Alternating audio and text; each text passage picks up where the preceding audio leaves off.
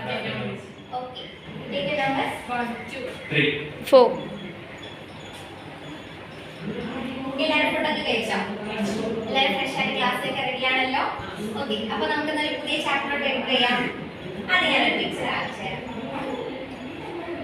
ഈ പിക്ചറിനെ കുറിച്ച് എന്തെങ്കിലും ഐഡിയ ഉണ്ടോ? ആൽവിയോളി. Very good. അപ്പോൾ നമ്മൾ ഇന്ന് ഇതിനെ കുറിച്ചായിരിക്കും പഠിക്കാൻ പോവാം. ആൽവിയോളി.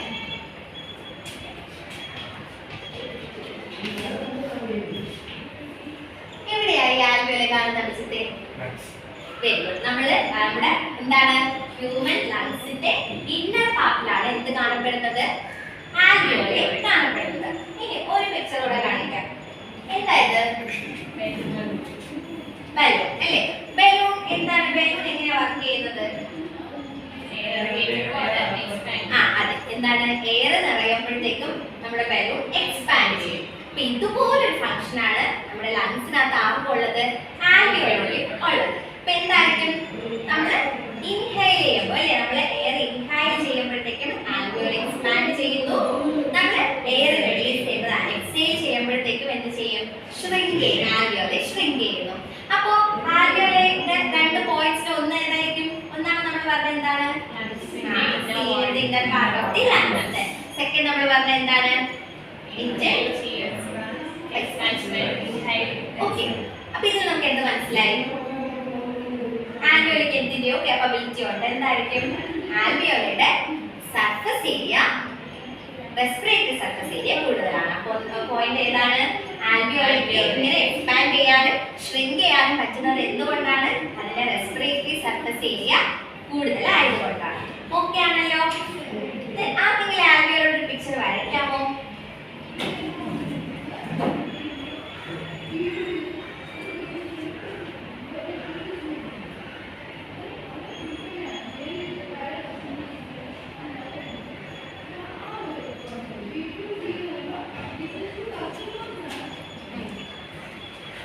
Very good. അപ്പൊ ഇവിടെ നമ്മുടെ ശ്രദ്ധ വരച്ചത് ആൽവിയോളി കറക്റ്റ് ആണോ? കണ്ടിട്ടുണ്ടോ ഇങ്ങനെ ഇരിക്കുന്നത്? നമ്മുടെ ഒരുപാട് ആൽവിയോളി, ബണ്ടിൽസ് ഓഫ് ആൽവിയോളിയുടെ ഒരു ആൽവിയോളിയുടെ പിക്ചറാണ് ഇവിടെ വരച്ചിട്ടുള്ളത് അല്ലേ? ഇതിൽ നിന്ന് എന്ത് പെക്യുലിയാരിറ്റിയാണ് നിങ്ങൾക്ക് മനസ്സിലായത്? ഈ വരച്ചേക്കുന്നതിന് എന്ത് പെക്യുലിയാരിറ്റി നിങ്ങൾക്ക് മനസ്സിലായി?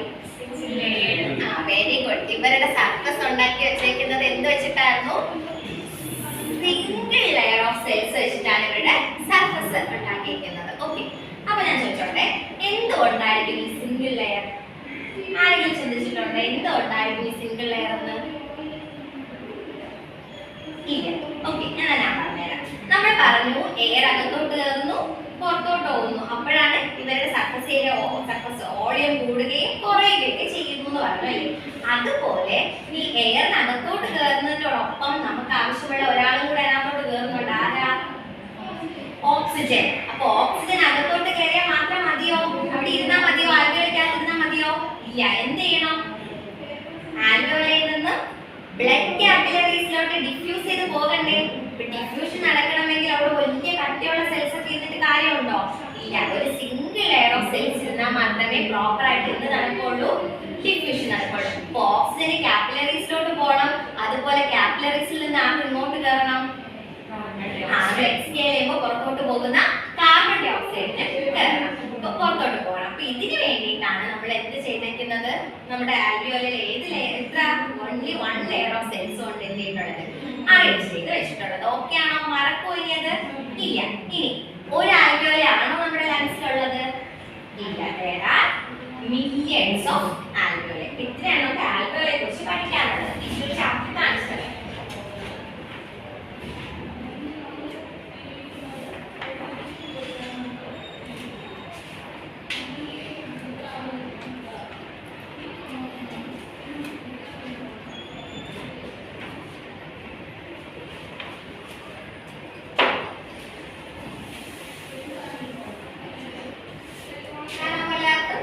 ഒന്നാമത്തെ പോയിന്റ് എന്തായിരുന്നു?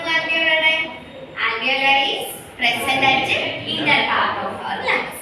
രണ്ടാമതോ, it increases the respiratory surface area of lungs. പിന്നെ it is made up of single layer of cells. Diffusion of oxygen and carbon dioxide occurs between alveoli and capillaries. For easy diffusion, alveoli is made up of single layer of cells. Last point എന്തായിരുന്നു? There are millions of alveoli present here. Okay ആണോ? എല്ലാവർക്കും മനസ്സിലായോ? Class end ചെയ്യാമോ? Okay, thank you.